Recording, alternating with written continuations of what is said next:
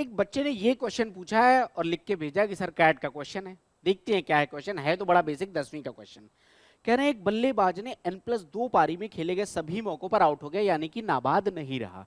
n+2 पारियों में उसका औसत 29 था। एक काम की बात मुझे ये मिल गई कि n+2 में औसत कितना था, 29। बहुत अच्छी बात है। उसने पिछली 2 पारियों में 38 और 15 रन बनाए, कोई बात नहीं है।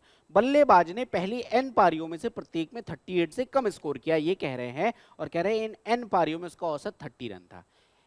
n+2 में 29 था, n में 30 है। अगर मैं कहूं कि इन दो का एवरेज निकालो तो क्या निकाल सकते हो कि नहीं? पहले इतना जरा देख लो क्वेश्चन। तो देखो दोस्त, 29 डिस्ट्रीब्यूट करना था सबको, लेकिन आपने दिया कितना? 30। 29 देना था, 30 दे दिया, यानी आप अपनी कैपेसिटी से ज्यादा दे रहे हो।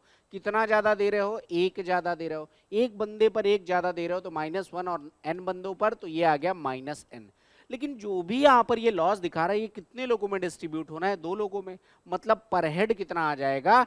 n/2 का लॉस होगा। मतलब अगर इन दो बंदों के मैं एवरेज की बात करूं तो ये बन जाएगा 29 माइनस में n/2। यहां तक कोई डाउट नहीं है। सिंप्लीफाई करूं तो ये बन जाएगा 58 माइनस में n/2। ये इन दो बंदों का एवरेज है। और अगर ये एवरेज है तो इन दो बंदों का टोटल कितना हो जाएगा? तो आप कहोगे जब मैं इनका टोटल निकालूंगा तो 2 से गुणा कर दूंगा तो टोटल बन जाएगा 58 माइनस n। कोई डाउट नहीं है यहाँ पर। अब देखो, आपको पता है कि इन दो पारियों में उसने 38 और 15 रन बनाए, यानी इन दो पारियों का टोटल तो 53 था। इसका मतलब 58 माइनस n बराबर आ गया 53 के। तो यहां से n की वैल्यू कितनी आ गई? 5। यानी कि टोटल पारियां n कितनी थी? वो n का मान 5 है। यहां तक बात क्लियर है। तो 5 पारियों का औसत कितना हो गया? 30। तो टोटल कितना आ जाएगा? 150। यहां तक कोई डाउट नहीं है।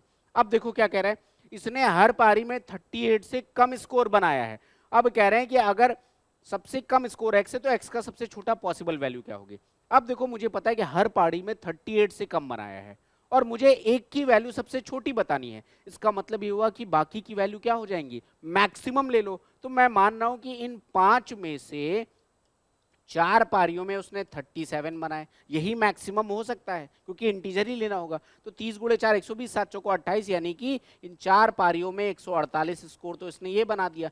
टोटल स्कोर 150 है, यानी कि जो लोएस्ट जो एक्स का वैल्यू हो सकता है वो कितना हो सकता है? 2। Option number B is the correct answer. I hope question समझ में आ गया होगा। अगर एवरेज डिटेल में पढ़ना है तो डेली 11 बजे से पढ़ा रहा हूँ, आके पढ़ सकते हैं। Thank you.